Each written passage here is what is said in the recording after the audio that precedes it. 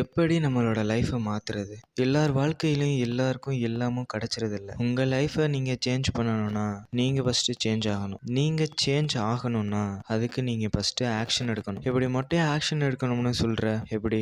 அப்படின்னு கேட்டா சொல்றேன் கேளுங்க. ஃபர்ஸ்ட் என்னன்னா எமோஷனல் கண்ட்ரோல். ஃபர்ஸ்ட் நம்ம முக்காவாசி பீப்புள் எமோஷனல்லையே வீணா போறாங்க. ஃபர்ஸ்ட் உங்களோட எமோஷனலை கண்ட்ரோல் பண்ணுங்க. உங்களோட எமோஷனலை கண்ட்ரோல் பண்ண தெரியலனா அது உங்களை வீக்கா காட்டும். அதுக்குன்னு எமோஷனலை நான் வேஸ்ட்டுன்னு சொல்லலை. உங்களை ஒருத்தன் கோவப்படுத்துறானா அதுக்கு உடனே ரியாக்ட் பண்ணி நீங்களும் உங்களோட எமோஷனலை வெளிப்படுத்தினீங்கன்னா அந்த இடத்துல அவன் என்ன ஆசைப்பட்டானோ அவன் தான் ஜெயிச்சிருப்பான். அந்த டைம்ல நீங்க காமா யோசிச்சு அவன் ஒரு ஆளாவே மதிக்கலனா, அவன் எமோஷனலுக்கு நீங்க எமோஷனல் ஆகலைன்னா அவன் உங்களுக்கு என்ன செய்யணும்னு நினைச்சானோ அதை அவனுக்கு சைலண்டா செஞ்சிருவீங்க. சரி, இதனால நான் என்ன சொல்ல வரேன்னா, எமோஷனலுங்கிற அந்த ஒரு உணர்ச்சியை வச்சு நம்ம எவ்வளவோ சாதிக்கலாம். அது ஒரு ஆயுதம்னு நான் சொல்லுவேன். அதை வச்சு உங்க லைஃப்ல எப்படி நிறைய விஷயத்த ஜெயிக்கலாம். அதுக்கு ஃபர்ஸ்ட் நீ மாறணும். உதாரணத்துக்கு என்னைய வச்சு நான் சொல்றேன். சொல்ல போனா நான் ஒரு இன்ட்ரோவர்ட் தான். எல்லாரும் மாதிரியும் என்னால இருக்க முடியல. சில பேர் நல்லா ஜோக் காமிச்சு சிரிச்சுக்கிட்டு இருப்பாங்க. அந்த இடத்துல எனக்கு ஃபேக்கா சிரிக்க தெரியாது. நான் உம்முனே இருப்பேன். இந்த மாதிரி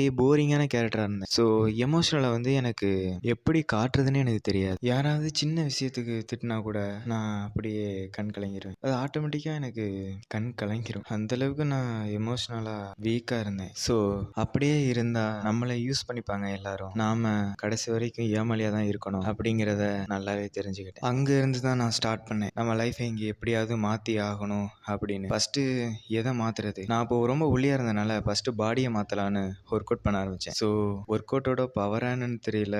ஒர்க் அவுட் பண்ண ஸ்டார்ட் பண்ணதுக்கு அப்புறம் கான்ஃபிடென்ட் பூஸ்ட் ஆனிச்சு. அந்த கான்ஃபிடென்ட்டோட வெளிப்பாடு தான் இந்த யூடியூப் சேனல்.